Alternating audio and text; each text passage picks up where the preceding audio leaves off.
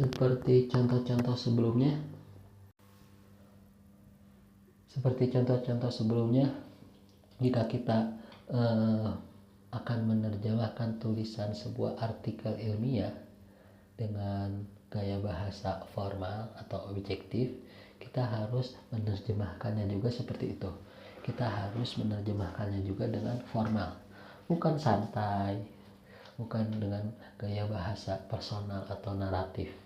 Nah, jika kita benar-benar ingin menerjemahkan sebuah tulisan yang seperti cerita atau novel, kita juga harus mengikuti gaya bahasa dari tulisan tersebut. Kita harus terjemahkan sesuai dengan bahasanya. Kita harus naratif tulisannya itu, atau terjemahannya itu harus naratif. Terjemahannya itu harus deskriptif, seperti itu.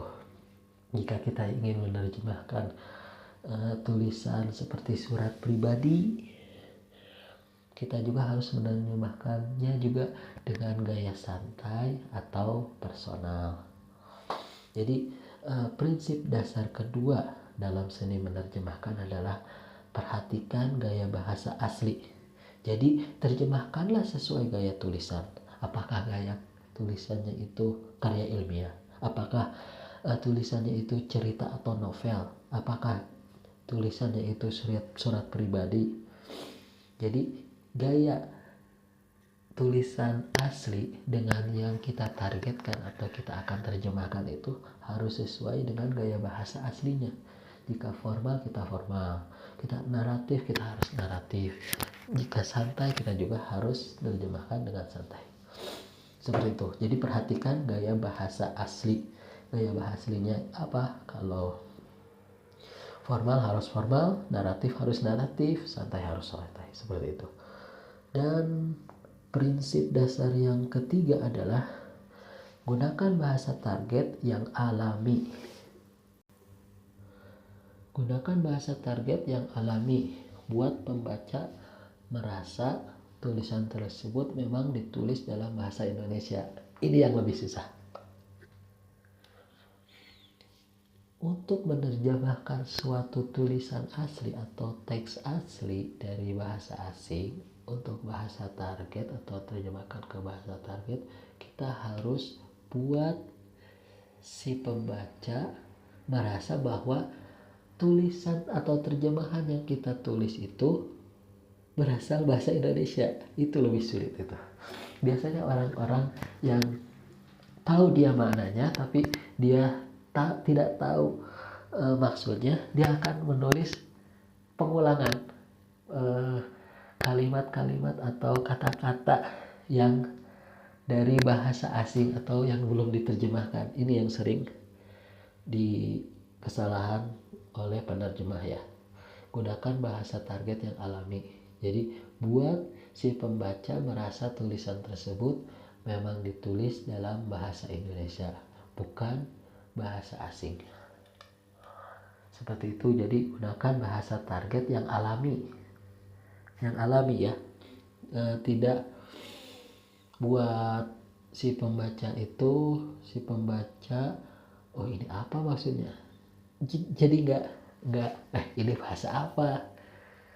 Jadi si pembaca itu lebih renyah gitu ketika membaca terjemahan dari si penerjemah itu. Oh, ini kayak bukan bahasa asing gitu, jadi bahasa Indonesia. Jadi gunakan bahasa target yang alami buat pembaca merasa tulisan tersebut memang tulisan dalam bahasa Indonesia. Prinsip dasar dalam seni menerjemahkan yang terakhir adalah adaptasikan budaya dan ungkapan. Ubah ungkapan asing agar cocok dengan budaya pembaca. Ini juga lebih sulit. Ini lebih sulit. Kenapa? Ada beberapa orang mengetahui maksud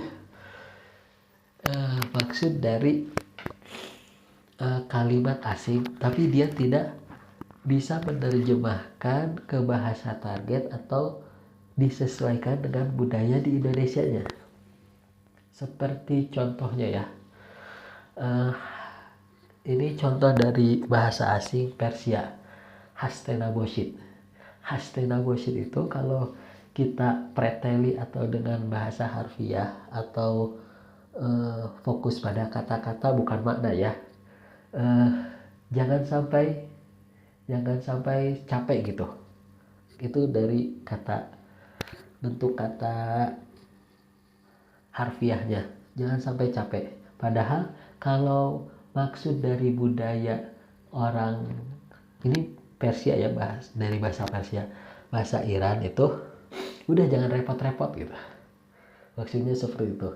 Nah, Hastenaboshit atau kata Hastenaboshit bahasa Persia itu dari kata-katanya dengan maksudnya udah berbeda. Si penerjemah pasti kebingungan dengan budaya Indonesia. Jadi orang yang belajar terjemahan secara formal dengan informal pasti berbeda. Jadi orang yang terjun langsung dengan bahasa-bahasa asing dan menggunakannya di negeri asing tersebut dengan orang yang hanya menerjemahkan di depan laptop berbeda, wajahnya berbeda. Jadi si penerjemah itu harus, contohnya ya, orang yang penerjemah bahasa Korea, dia harus sering nonton film-film Korea supaya dia bisa mengadaptasikan budaya asing atau budaya Korea dengan budaya di Indonesia atau budaya di Jawa, seperti itu. Jadi untuk menerjemahkannya itu lebih mudah. Jadi penerjemah ketika dia dari bahasa, dari segi kata-kata memang memampui, tapi ketika dia tidak sering menonton film dari bahasa itu, dia akan salah kaprah untuk menerjemahkan apa yang dimaksud dari film tersebut.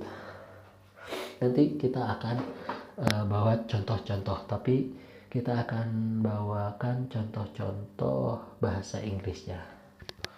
Jadi poin yang terakhir adalah adaptasi budaya dan ungkapan. Ubah ungkapan asing agar cocok dengan budaya pembaca. Intinya, ketika kita jadi penerjemah Korea, kita harus sering menonton film-film Korea agar kita bisa menerjemahkan tepat atau sesuai dengan budaya mereka dan budaya yang kita akan terjemahkan, seperti itu.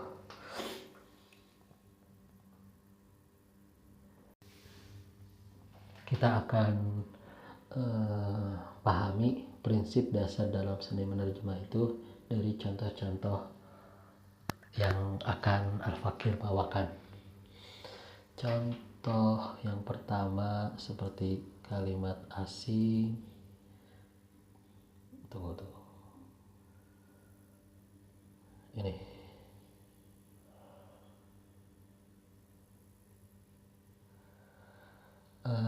Pada metode penerjemahan tulisan, pada contoh pertama kalimat bahasa Inggrisnya ya. Contohnya, he finally broke the silence with a joke. Ini kalimat bahasa Inggris atau kalimat yang akan kita terjemahkan. Kalau kita terjemahkan dengan terjemahan biasa atau kata-kata, akan keluar seperti ini. Terjemahan biasa atau kata per kata. Akhirnya dia memecahkan keheningan dengan sebuah lelucon. Sebagian pembaca pasti akan paham atau mengenali atau paham dengan maksudnya, karena sebelumnya dia udah berpengalaman mungkin ya dalam bahasa Inggris. Jadi akhirnya dia memecahkan keheningan dengan sebuah lelucon. Tapi orang awam yang tidak mengenal bahasa Inggris akan sedikit rancu atau akan sedikit paham apa maksudnya. Akhirnya dia memecahkan keheningan dengan sebuah lelucon. Nah, jadi kalau kita terjemahkan sesuai dengan prinsip-prinsip atau yang tadi 4 prinsip dasar dalam seni menerjemahkan, seperti fokus pada makna bukan kata, perhatikan gaya bahasa asli, Dan ketiga, gunakan bahasa target yang alami, atau yang keempat dengan adaptasi budaya dan ungkapan. Jadi kalau kita terjemahkan yang baik atau alami seperti ini, terjemahan yang baik atau alami akhirnya dia mencairkan suasana dengan melontarkan sebuah lelucon. Ada perbedaan kan antara terjemahan biasa atau terjemahan kata per kata dan terjemahan yang baik atau alami. Contohnya seperti atas. Akhirnya dia memecahkan keheningan dengan sebuah lelucon. Memecahkan. Dari kata per kata apa memecahkan. Tapi kan dari brok itu pecah. Memecahkan. Tapi kalau kita dengan bahasa mudah supaya si pembaca itu memahami apa yang kita telah terjemahkan seperti ini. Akhirnya dia mencairkan suasana. Kan asalnya memecahkan keheningan. Broke the silence, memecahkan keheningan. Dari kata per kata seperti itu, memecahkan keheningan. Tapi dengan gaya bahasa atau dengan budaya kita sesuaikan, mencairkan suasana. Lebih enak kan? Dengan sebuah lelucon. Dengan sebuah lelucon. Maksudnya apa? Dengan melontarkan sebuah lelucon. Jadi dari bahasa Inggrisnya seperti he finally broke the silence with a joke. Terjemahan biasa, akhirnya dia memecahkan keheningan dengan sebuah lelucon. Kalau kita terjemahkan dengan supaya renyah, supaya pembaca enak memahaminya, dengan akhirnya dia mencairkan suasana dengan melontarkan sebuah lelucon. Itu perbedaannya. Contoh yang kedua dari bahasa Inggris juga. Kalimat bahasa Inggris. The project was a piece of cake for him. The project was a piece of cake for him. Kalau kita terjemahkan kata per kata seperti ini. Proyek itu sepotong kue baginya. Ya kan? Seperti gimana ya? Jadi ada istilah piece of cake itu kayak gampang gitu kalau diartikan ya. Kalau diartikan maksudnya seperti itu. Tapi kalau kita artikan kata per kata, orang yang membacanya pasti rancu atau tidak bisa paham. Proyek itu sepotong kue baginya. Kalau kita terjemahkan yang baik seperti ini, proyek itu sangat mudah baginya. Sangat mudah dengan sepotong kue, beda kan? Jadi kita menerjemahkan itu harus sesuai dengan 4 prinsip yang telah kita bacakan sebelumnya. Contoh selanjutnya, kita lebih cepat ya, karena waktu mau habis. She looked out the windows, lost in thought. Kita terjemahkan biasa seperti ini. Dia melihat keluar jendela, hilang dalam pikiran. Seperti itu ya. Dari kalau kita terjemahkan kata per kata. Namun kalau kita sesuaikan dengan 4 prinsip yang di atas, kita akan membuat terjemahan itu renyah atau mudah dipahami oleh si pembaca. Dengan seperti ini, dia menatap keluar jendela, tenggelam dalam lamunannya. Ini dari gaya bahasa seperti puisi atau novel ya. Ini contoh seperti gaya bahasanya puisi atau novel. Dia melihat keluar jendela. She looked out the door atau the windows, lost in thought. Dia melihat keluar jendela, hilang dalam pikiran. Si pembaca pasti agak rancu, agak bingung. Maksudnya apa ini? Nah, kita terjemahkan seperti ini. Dia menatap keluar jendela, tenggelam dalam lamunannya. Jadi pikiran itu kita bisa rubah dengan lamunan. Hilang kita bisa rubah dengan tenggelam. Seperti itu. Jadi ini contoh gaya puitis atau gayanya lebih ke novelis, tulisan novelis.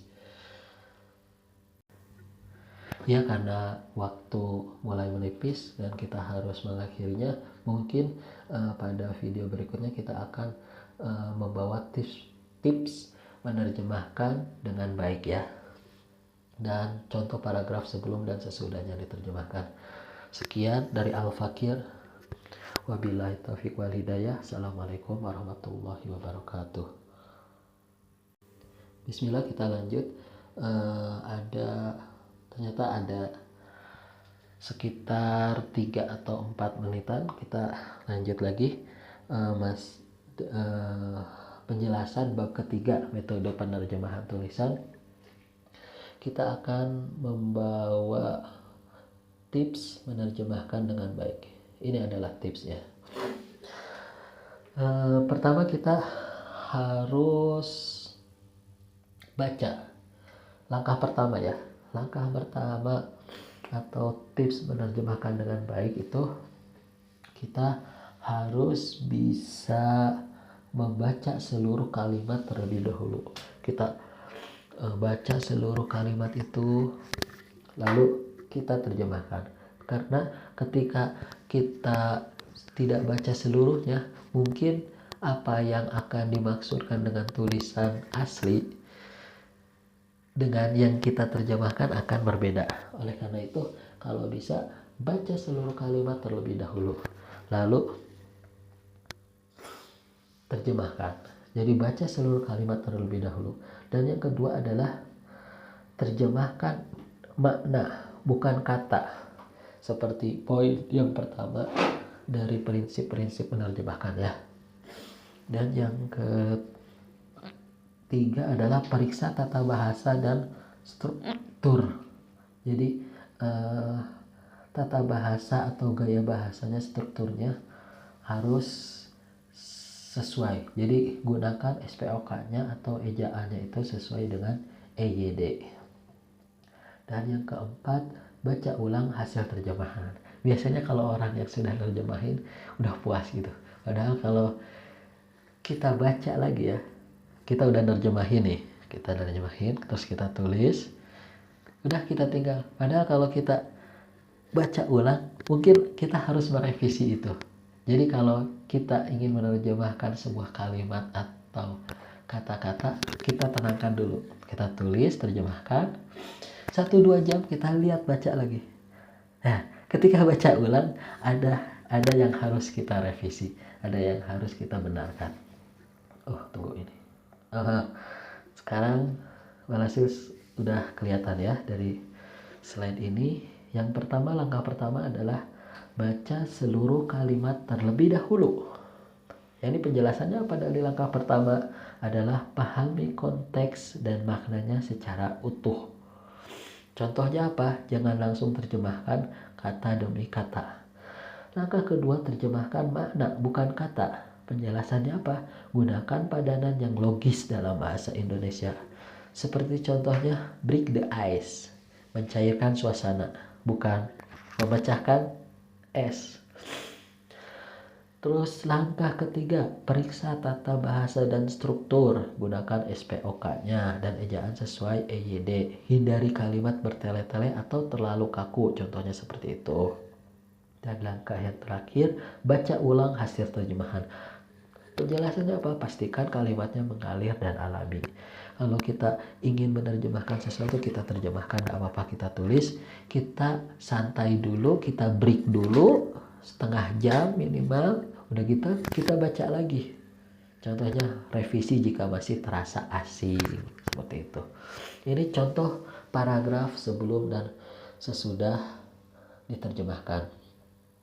Teks aslinya ya seperti ini. Ya, waktu hampir habis juga. Writing every day may seem difficult at first, but over time it becomes a powerful habit that improves your thinking and communication. Terjemahan biasa. Seperti ini terjemahan biasanya. Menulis setiap hari mungkin terlihat sulit pada awalnya, tetapi seiring waktu itu menjadi kebiasaan kuat yang meningkatkan pikiran dan komunikasi Anda. Lalu kita terjemahkan dengan baik apa? Menulis setiap hari mungkin terasa sulit pada awalnya, tetapi lama-kelamaan akan menjadi kebiasaan yang kuat dan mampu meningkatkan kemampuan berpikir serta berkomunikasi.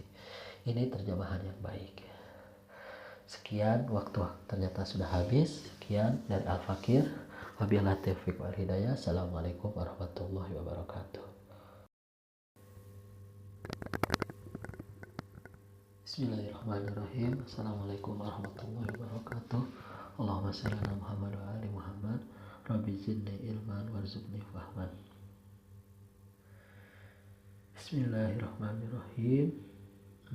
Kita akan memasuki video keempat. Kita akan membahas bagian bab ketiga ya. Yang bab pertama secara umum ya, bab yang ketiga. Bab yang pertama kita secara umum juga kita telah bahas, dan bab kedua metode pengeditan tulisan juga telah kita bahas secara umum, belum masuk ke pembagian-pembagiannya. Dan yang ketiga ini adalah bab ketiga, seni menerjemahkan tulisan atau metode-metode menerjemahkan sebuah tulisan. Seperti apa metode-metodenya? Kita akan membahas secara umum bab ketiga. Jadi belum masuk ke dasar atau metode penerjemahan dan cara mudah menerjemahkan tulisan. Kita belum masuk ke situnya. Kita akan bahas yang warna hijau, bab ketiga, seni menerjemahkan atau metode menerjemahkan sebuah tulisan. Ya, kita memasuki bab ketiga, metode penerjemahan tulisan. Tuh, ini masih bab kedua.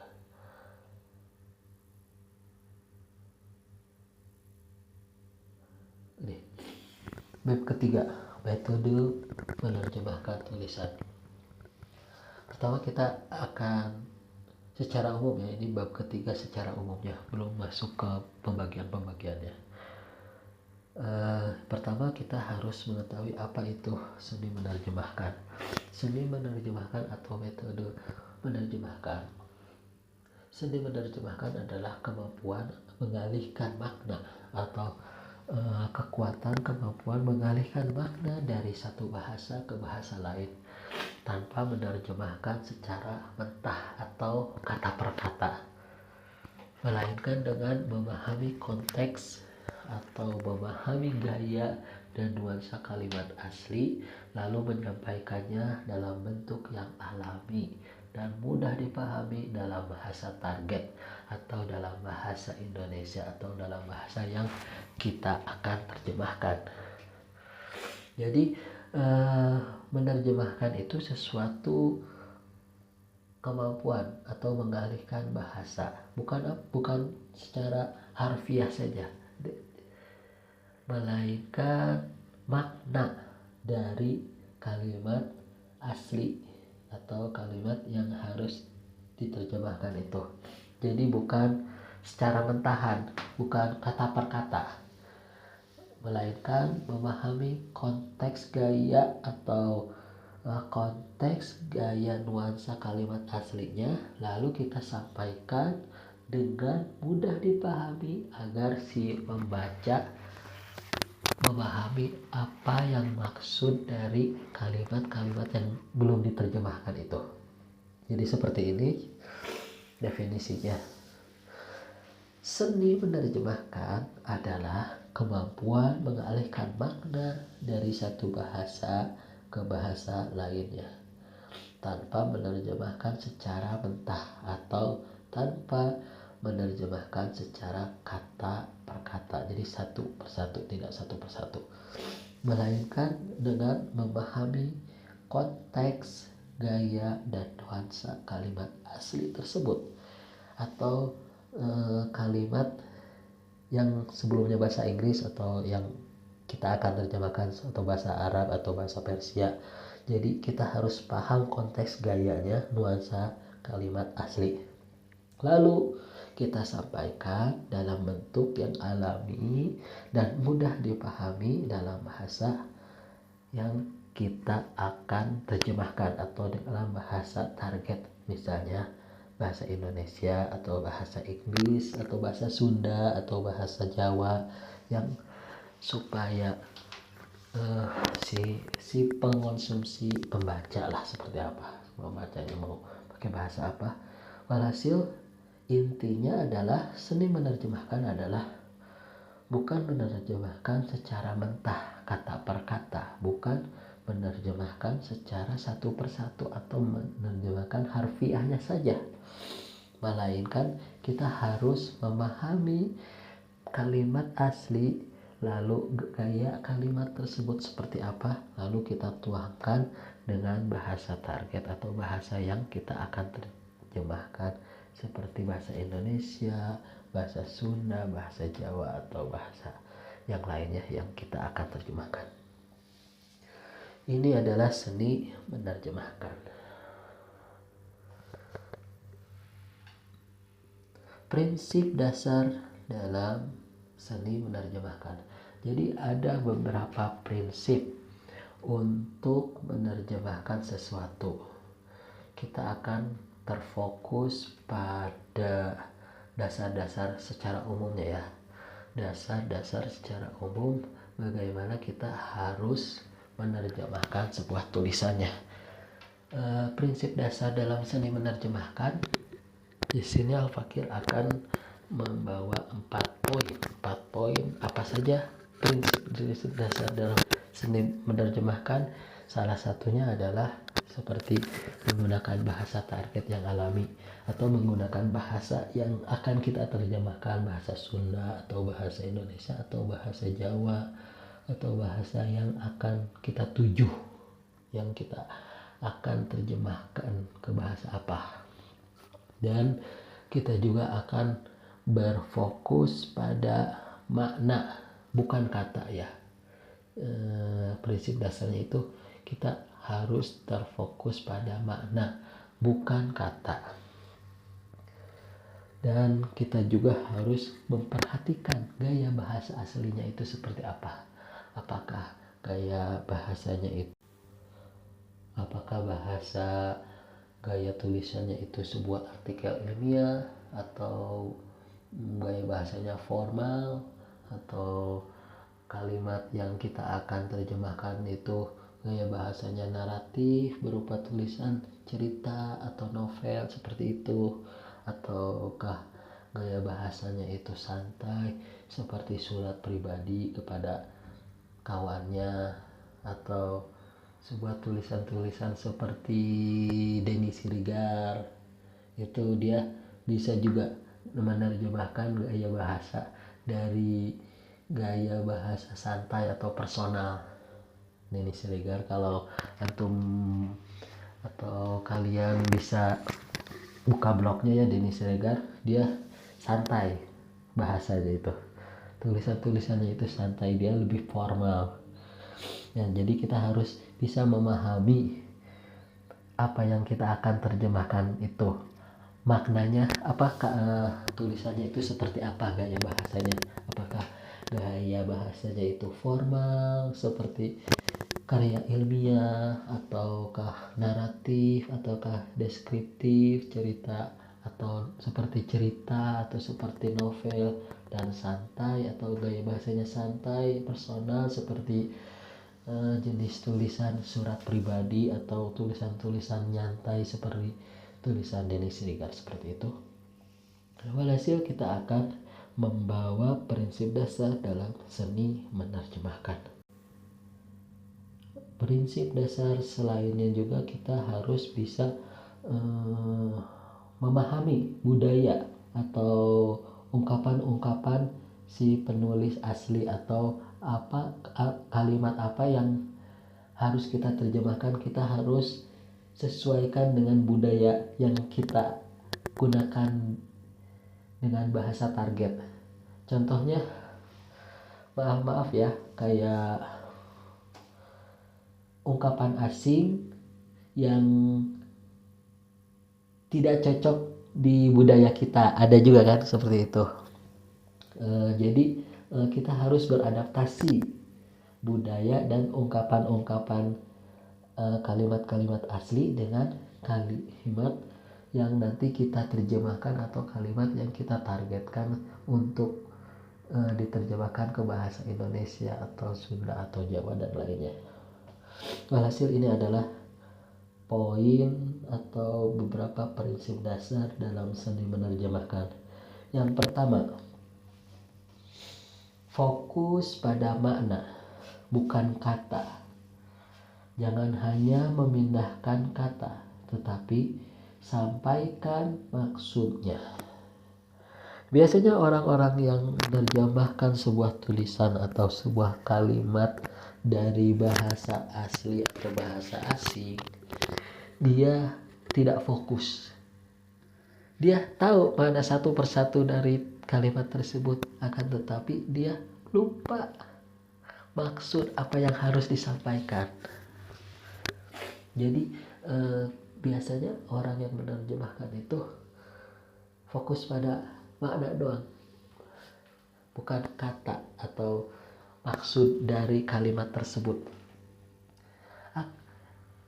Penerjemah harus lebih fokus kepada maksud yang akan disampaikan dari kalimat asli, bukan kata per katanya.